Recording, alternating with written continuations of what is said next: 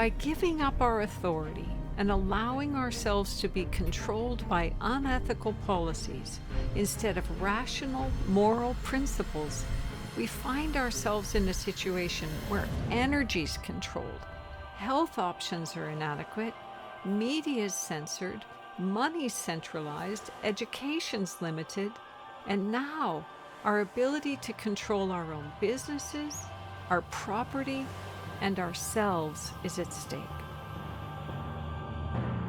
The definition of socialism is government taking over the means of production. That means all products and services, transportation, education, manufacturing, food, agriculture, media, energy, money, healthcare, and more. In recent times, it's democratic socialism that's touted as the system by which most people will be cared for and prosper. But systems based on unequal rights will never meet the needs of most people in the long run. It doesn't work that way.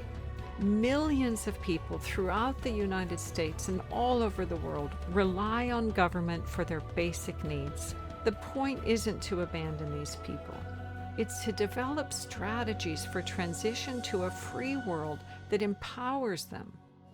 Instead of additional taxes, which social democracy relies on, why don't we require that our tax money be redirected away from wars of aggression to provide goods and services to those who genuinely need them, along with training that could empower those who can to become independent?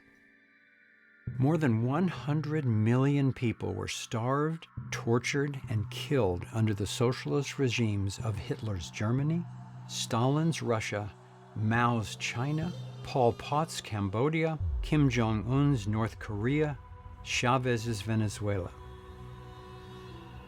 This isn't what social democrats want, but as Chairman Mao said, relinquishing our self-rule and freedom to innovate into the hands of government is the stepping stone to communism, where instead of just controlling everything, the government also owns it.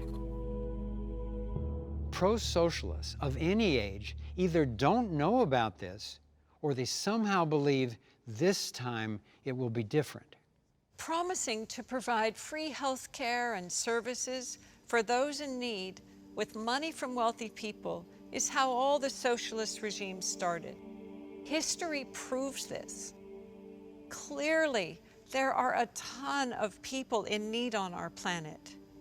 Empowering them with long-term, self-sustaining solutions, that's our real challenge.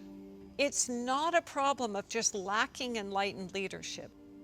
The fundamental violation at the basis of socialism is a fatal systemic, moral, and economic flaw. The solutions to virtually all our problems come through alignment with the flow of the energy in the field. Centralization of power and restriction of information are the exact opposites of what works. After 2 decades of research into these questions, I'm confident that all of the challenges we face are way better served by independent providers in a true free market than by a small group with a monopoly on force and money.